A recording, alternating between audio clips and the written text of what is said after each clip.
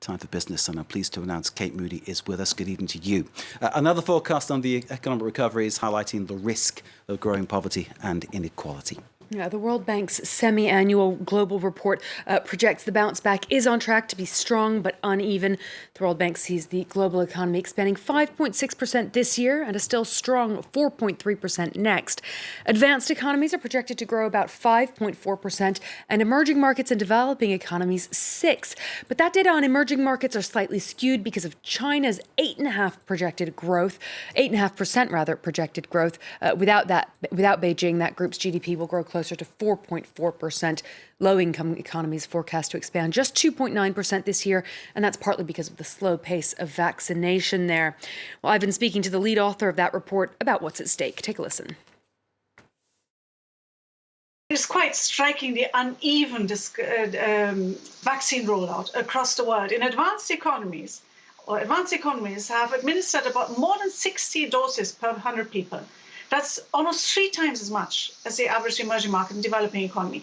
If you go to low-income countries, it's less than 1% of doses per 1 dose per 100 people.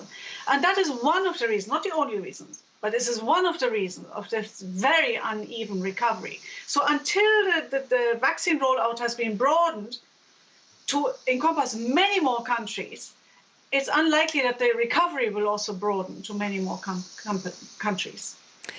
This latest report also focuses on the risks of higher levels of inflation around the world. A recent report by the UN said that global food prices are rising at their fastest pace in a decade, and that's again going to fall hardest on the most vulnerable populations. Yeah, global agricultural prices in the last year have really rebounded strongly.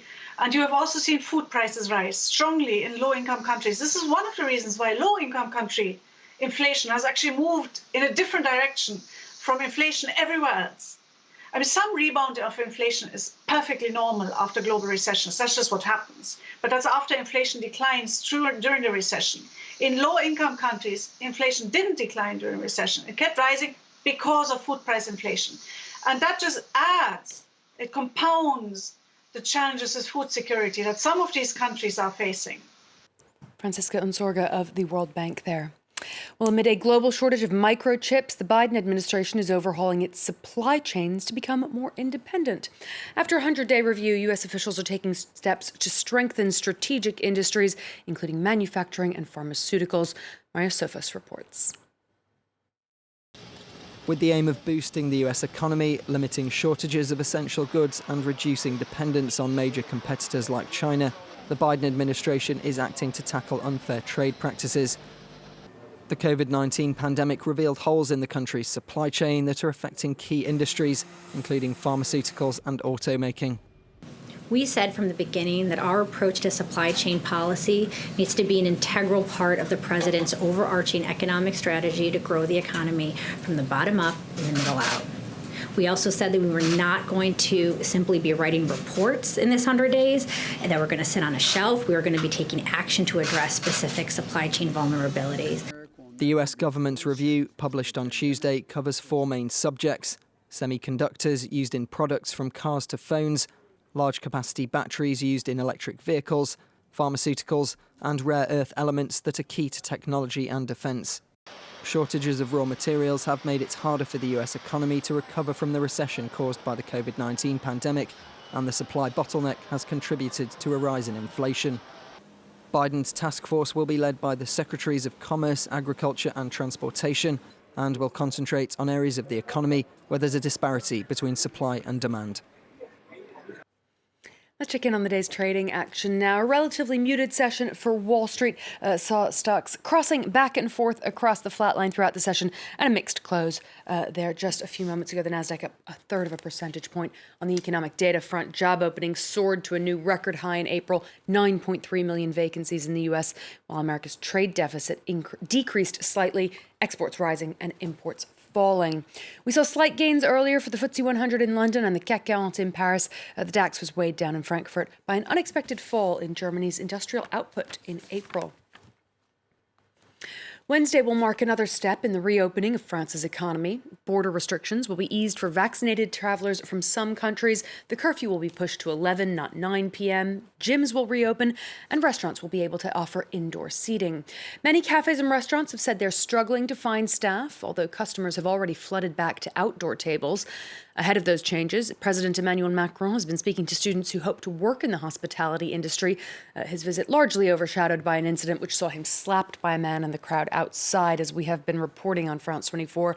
But before that, Macron said that France's restaurant industry had an opportunity to emerge from the crisis and encouraged them to recruit new workers.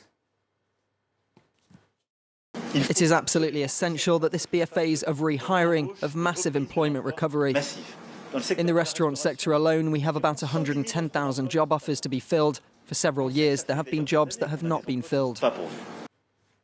A push for more diversity in the beauty industry, which started in the wake of last year's Black Lives Matter protests in the United States, aimed to get retailers to stock more goods made by Black-owned companies. The 15% pledge is now gaining traction in the industry, with major brands like Sephora signing up. Catherine Viette has more. Dr. Rose Ingleton is a dermatologist with more than 20 years' experience. But as a Black entrepreneur, she had a hard time getting her skincare line off the ground. Then came last year's Black Lives Matter protest, and everything changed.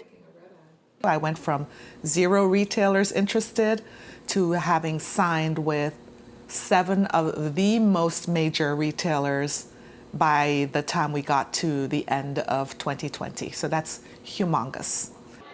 The protest brought a new awareness of and interest in supporting Black-owned businesses and brands. The cosmetics industry, long criticized for its lack of diversity, has pledged to be more inclusive.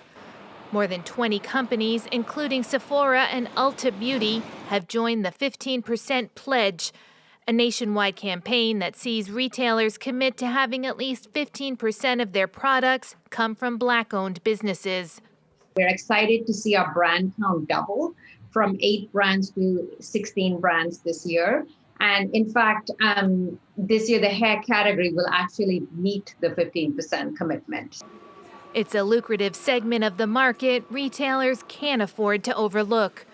In 2020, Black shoppers in the United States spent nearly 5.5% more on beauty and other items compared with 2019, a pace that exceeded the 3.5% increase for the total U.S. population. That's all the business news for now, Mark. Kate, thank you very much indeed. Kate Moody there with all the business.